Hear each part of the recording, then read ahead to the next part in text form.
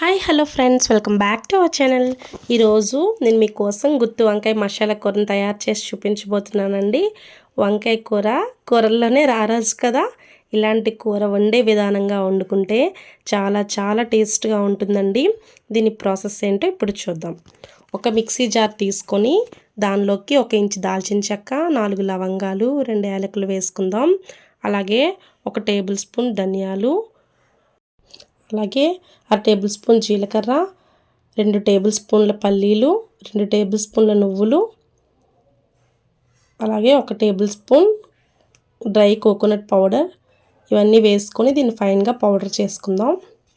ఇలా చేసుకున్న దీంట్లో 1 బిర్యానీ ఆకు, 1 టేబుల్ స్పూన్ జీడిపప్పు, 2-3 పచ్చిమిర్చి, 1 కప్ ఆనియన్స్, పెద్ద టమాటాలు అయితే 1, చిన్న టమాటా అయితే 2 వేసుకుందాం. అలాగే అల్లం వెల్లుల్లి, కొత్తిమీర ఇవన్నీ వేసుకొని మంచిగా మిక్సీ పట్టుకోవాలన్నమాట.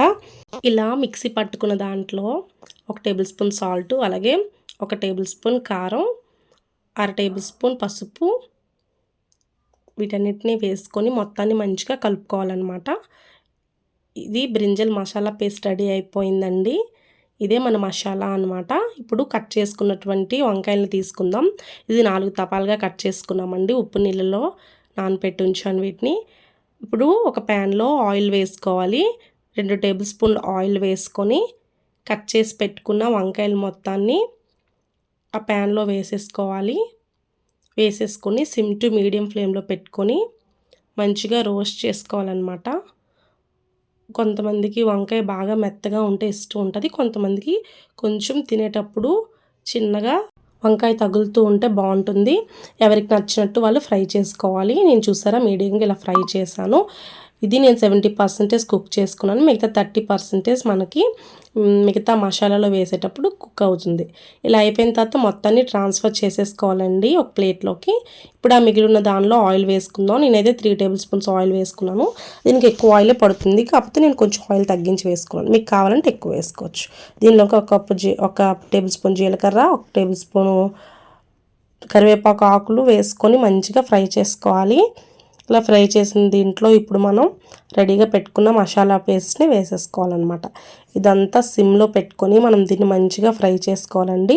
ఈ మసాలా పేస్ట్ అనేది ఎంత బాగా ఫ్రై అయితే కూర టేస్ట్ అనేది అంత బాగా వస్తుంది. ఆయిల్ వదిలినంత వరకు దీన్ని మనం నీట్గా సిమ్లో పెట్టుకొని మగ్గించుకోవాలండి. చూసారుగా ఆయిల్ వదిలేస్తుంది. నేనైతే తక్కువ ఆయిల్ వేసాను కాబట్టి అది సరిగా కనిపించట్లేదు. మీరు ఎక్కువ ఆయిల్ వేసుకున్నట్లయితే ఆయిల్ మొత్తం బయటకు వచ్చేసినట్టు కనిపిస్తుంది. అలాంటి టైంలో ముందుగానే వేపు పెట్టుకున్న బ్రింజల్ మొత్తాన్ని అందులో వేసేసుకొని ఒకసారి మొత్తాన్ని బాగా కలుపుకొని లో ఫ్లేమ్లో పెట్టి మూత పెట్టేసుకోవాలన్నమాట. మూత పెట్టేసుకొని ఒక 2 నుంచి 3 మినిట్స్ వరకు మగ్గించాలి. అప్పుడు ఆ మసాలా అంతా వంకాయకి పడుతుంది.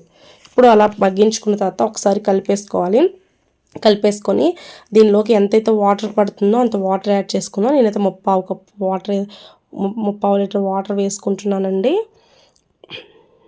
చూసారుగా అలా 3/4 లీటర్ వాటర్ వేసుకొని మొత్తాన్ని ఒకసారి కలిపేసుకొని మనం మూత పెట్టేసుకుందాం. మూత పెట్టుకొని సిమ్లో పెట్టి మగ్గించుకుందామండి. ఇది మొత్తం వాటర్ అంతా ఇంకిపోయినంత వరకు దీన్ని మగ్గించుకుందాం. 5 to 10 మినిట్స్ టైం పడుతుంది ఇది మగ్గడానికి.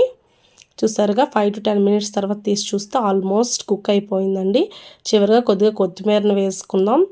అలాగే టేస్ట్కి తగ్గ గరం మసాలా 1 టేబుల్ స్పూన్ వేసుకుందాం. ఇప్పుడు ఏదైనా సాల్ట్ సరిపోతే సాల్ట్ అడ్జస్ట్ చేసుకోవచ్చండి. మొత్తాన్ని ఒకసారి కలుపుకొని తీసి చూస్తే వావ్, కూర ఎంత బాగా రెడీ అయిందో చూసారా. మరీ దగ్గరికి చేసేస్తే కలిపేటప్పుడు ఇది ఇంకా థిక్ అయిపోతుంది చల్లారిన తర్వాత. సో ఆ మాత్రం గ్రేవీ ఉంచుకోండి. గ్రేవీ కన్సిస్టెన్సీ అలా ఉండాలన్నమాట. స్టవ్ టర్న్ ఆఫ్ చేసేసుకొని ఒక బౌల్లోకి దీన్ని మనం తీసేసుకుందాం. ఇలా మొత్తాన్ని ఒక బౌల్లోకి తీసేసుకుందామండి.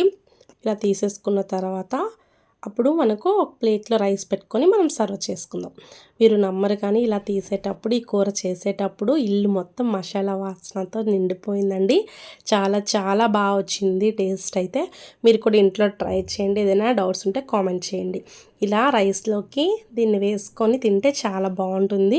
రోటీలోకి, చపాతీలోకి, దేనిలోకైనా చాలా టేస్ట్గా ఉంటుంది. మీకు కానీ నా వంటలు నచ్చినట్టయితే లైక్ చేయండి, షేర్ చేయండి, సబ్స్క్రైబ్ చేయండి.